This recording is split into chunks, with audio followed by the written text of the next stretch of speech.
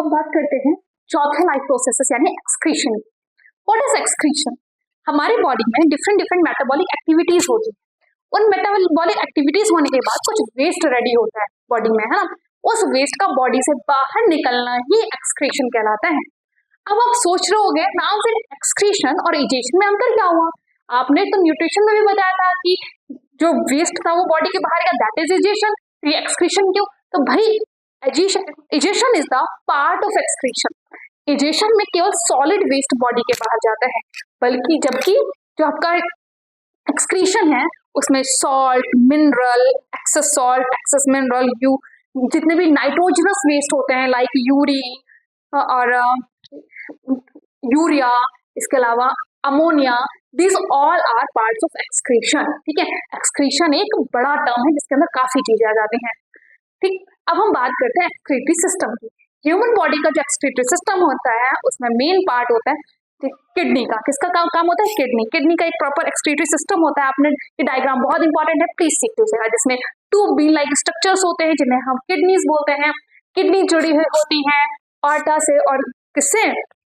Wien से। ठीक है, अब होता क्या है कि ब्लड आता है, ब्लड आकर के कहाँ जाता है? किडनी में जाकर वहां पे क्या होता है? ब्लड का फिल्ट्रेशन होता है। किडनी का काम होता है ब्लड को फिल्टर करना। ब्लड का फिल्ट्रेशन होता है, फिल्टर्ड ब्लड जो जाता है वो कहाँ? वो बॉडी में वापस कर दिया जाता है। और वो जो वेस्ट निकलता है वो सारा वेस्ट यूरेटर के थ्रू, दो पाइप होते हैं किडनी के बगल में, पतले पतले आपको डायग्राम में दिख रहे होंगे, तो पतले पतले से पाइप होते हैं जिन्हें हम यूरेटर कहते हैं। यूरेटर से यूरिनरी ब्लैडर में जाते हैं और जब वो यूरिनरी ब्लैडर भर जाता है तब हम क्या करते हैं? तब हमें वॉशरूम जाना होता है। हाँ, नहीं अब मुझे वॉशरूम जाना है, क्यों? क्योंकि आपका यूरिनरी ब्लैडर भर चुका है, आपका वेस्ट इकट्ठा हो जाए, आप बॉडी से क्या करोगे? यूरेथ्रा के थ्रू उसको एक्सक्रीट करोगे। This is excretory system in human body. तो सबसे पहले जो ब्लड है वो कहाँ गया? किडनीज में क्या हुआ? फिल्ट्रेशन हुआ। फिल्ट्रेशन के बाद जो वेस्ट था वो कहाँ गया? यूरेटर में गया।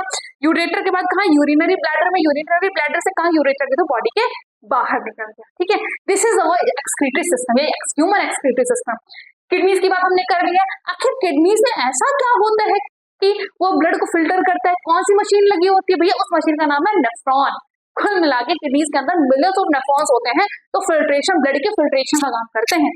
अब अगर हम बात करें नेफ्रॉन की, तो भाई देख लो उसका स्ट्रक्चर, उसका फंक्शन कैसे काम करता है। तो भाई नेफ्रॉन में तो पता है वो ट्यूब्यूल, बहुत सारे ट्यूब्यूल्स होते हैं। ग्लोमेरुलस कैप्सूल होता है, बोमैन कैप्सूल होता है और ग्लोमेरुलस, ठीक है, याद रखिएगा नाम इसका, थोड़ा कॉम्प्लिकेटेड है।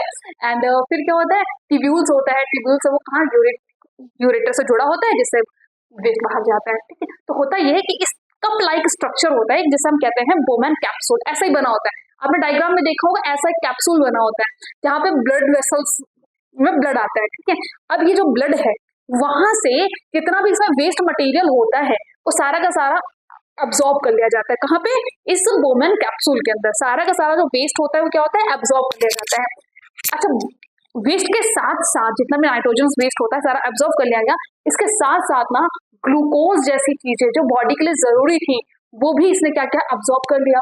अब ब्लड ने कहा भैया सब तो ठीक है कि तुमने हमारा वेस्ट बाहर निकाला, लेकिन वेस्ट के चक्कर में तुमने मेरा ग्लूकोज क्यों ले लिया? तब क्या होता है? तो कहते भैया रुको, थोड़ी देर रुको, मैं वापस करता हूँ। फिर ये जो वोमन कैप्सूल होता है इसके अंदर जो ग्लोमेरुलस होते हैं उनमें प्रेजेंट ब्लड में क्या हुआ? एब्जॉर्ब कर लिया गया। ये जो येलो कलर का पाइप आपने डायग्राम में देखा होगा उसमें क्या फ्लो कर रहा है? वेस्ट फ्लो कर रहा है। उस वेस्ट के चारों तरफ आपने एक वेब लाइक स्ट्रक्चर आपको दिख रहा होगा वेसल्स का। ये वेसल्स क्या कर रही है वहां पे? ये जो एक्स्ट्रा अमाउंट में इन्होंने इनका ग्लूकोज ले लिया है ना, उन ग्लूकोज को रीअब्जॉर्प्शन होगा। क्या होगा?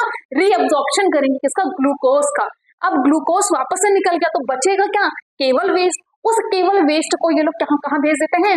ट्यूब्यूल्स में भेज देते हैं। ट्यूब लाइक स्ट्रक्चर कॉर्नर में आपको दिख रहा होगा डायग्राम में, ट्यूब्यूल्स में भेज दिया जाता है। वो ट्यूब्यूल जुड़ी होती है यूरेटर से, और यूरेटर से होते हुए वो कहाँ चला जाता है?